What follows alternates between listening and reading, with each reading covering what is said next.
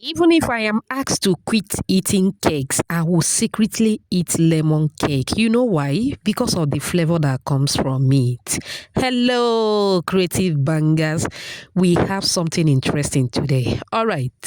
Now we'll be using fresh lemon. Go ahead and grate the entire lemon peel using the tiny part of your grater. All right. Once that is done, this is what we have, about a tablespoon. Remember, I said grate the entire lemon. Okay, the peel, grate it. Now we are going to squeeze out all the lemon juice from the lemon.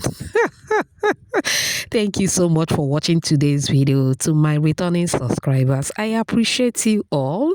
If you are new here, a warm welcome to you. Please subscribe to my channel.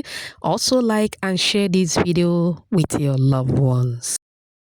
All right, after squeezing out the juice, take out the seeds. Now we have the lemon and the zest. Okay, let's begin. In a bowl, moving with sugar, the lemon zest, and butter or margarine, whichever one you have. Now you are going to take your time and mix this properly, okay? I mix this on high speed for about 7 minutes. Till it becomes fluffy or till it becomes pale in yellow, as you can see on the video. Now I'll be using 4 eggs. Okay, I added the first 2. Go ahead and mix as demonstrated. Once everything is well combined, I am going to add the remaining 2 eggs. Okay, once that is done, remember we have lemon juice, the one that we squeezed out earlier. We are going to add 2 tablespoons from that. Okay, now you can add everything, no problem. Okay, now I'll be using 1 cup of milk. I added the first half. Go ahead and mix just like we did earlier. All right, once that is done, I will move in with self-rising flour. Self-rising flour already contains baking powder and salt. If you are using normal flour, once you sift in your flour, move in with 1 teaspoon of baking powder and half teaspoon of salt. Move in with the remaining milk. Remember I said I'm using 1 cup. I added the first half. Now I added the remaining half. Go ahead and gently mix till everything is well combined. Please do not over mix. I'm going to mix with the whisk for about a minute, then move in with the spatula and do the remaining mixing. It shouldn't be more than 2 minutes, okay?